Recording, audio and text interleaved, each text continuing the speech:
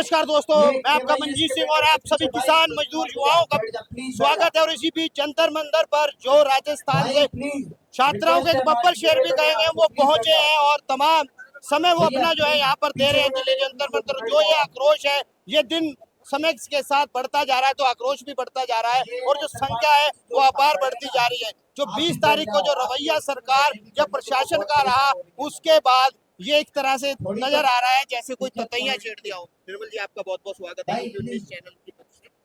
आप आए यहाँ पर किसान। आपका बहुत बहुत धन्यवाद। मैं आपके माध्यम से नरेंद्र मोदी जी को एक स्पष्ट संदेश देना चाहूंगा।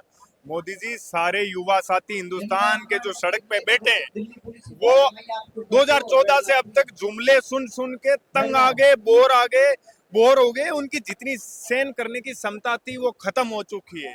अब या तो मोतेर या मोदी जी न्याय युवाओं को मिलेगा। अच्छा, युवाओं की बात करें, देश युवाओं का है और ये प्रहार युवाओं पर हो चुका है।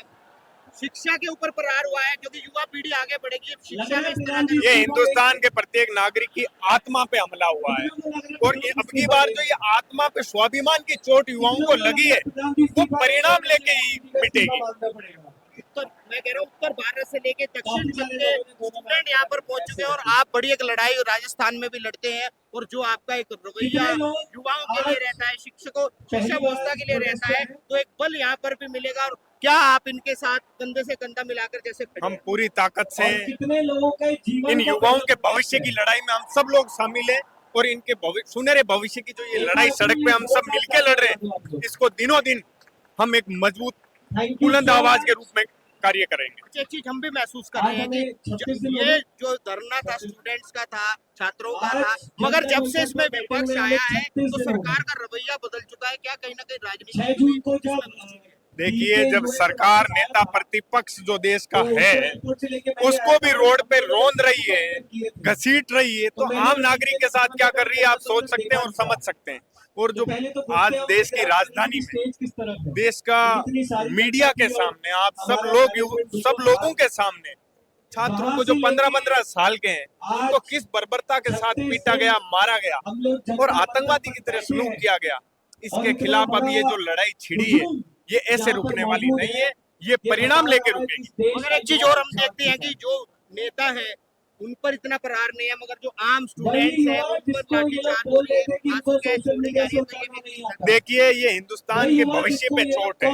जिस भविष्य को ये समझाया गया कि आप लोगों की आने वाली पीढ़ियों को सुनहरा बनाने के लिए कार्य किया जाएगा, उन युवाओं के जीवन में अंधेरा डाल दिया गया।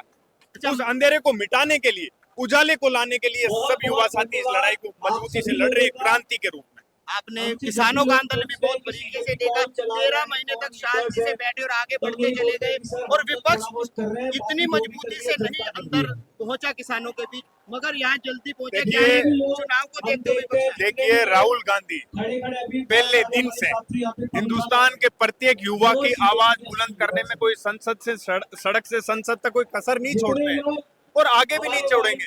लेकिन कुछ लोगों को राहुल गांधी जी का और कांग्रेस पार्टी का संघर्ष दिखता नहीं है, तो उनकी धीरे धीरे आंखें खुल जाएगी। अच्छा, मैं बात करूं कि धर्मेंद्र प्रधान का पहली मांग उनका इस्तीफा है, उसके साथ सिस्टम भी बदलना चाहिए क्योंकि सरकारें बदलती है, सिस्टम नहीं बदल पा रहा, भ्रष्टाचार नहीं खत्म हो रहा, तो एक बड़ी घातक बीमारी है भारत के अंदर। देखिए, हिंदुस्तान के लोग भावुक हैं और उन लोगों को गुमराह कर दिया गया। अब आप कितने दिन तक गुमराह करोगे? अब हिंदुस्तान के लोग जाग चुके हैं और अब जाके इस लड़ाई को मजबूती से लड़ रहे हैं और ये लड़ाई आप देखना ऐसी क्रांति बन के उठेगी कि ये सिस्टम, सत्ता सब कुछ बदल देगी। कुछ लोग बीच में इस तरह के भी आते हैं जो चाहते हैं कि यहाँ पर दंगा फसाद इस तरह की, तो युवाओं को क्या मैसेज देना चाहोगे? किस तरह चाहते हैं कि देखिए, हिंदुस्तान का प्रत्येक युवा हिंदुस्तान की संविधान की गरिमा पे आंच नहीं आने देता है और संवैधानिक रूप से अपनी लड़ाई लड़ रहा है और आगे भी संवैधानिक रूप से मजबूती से लड़ेगा। चलिए, निर्मल चौधरी हमारे बीच रहे, उन्होंने अपनी बात रखी और किस मजबूती से वो युवाओं के साथ है, तो एक बल यहाँ पर निरंतर युवाओं को मिल रहा है और एक जो शिक्षा व्यवस्था है उस पर बड़ा सवाल है। तो देखते हैं बीजेपी इसमें क्या सुधार कर सकती है, क्या धर्मेंद्र प्रधान का इस्तीफा होगा या फिर इसी तरह यहाँ पर जो है संख्या है दिल्ली में बढ़ती रहेगी युवाओं की। तो आप किस पे क्या राय है, कमेंट के जरिए जरूर बताएं और इसी तरह की खबरों के लिए हमारे channel Manjeet Singh UP news के साथ बने रहे। हमारा चैनल लाइक करें, शेयर करें, सब्सक्राइब करें। जय हिंद, जय भारत, धन्यवाद।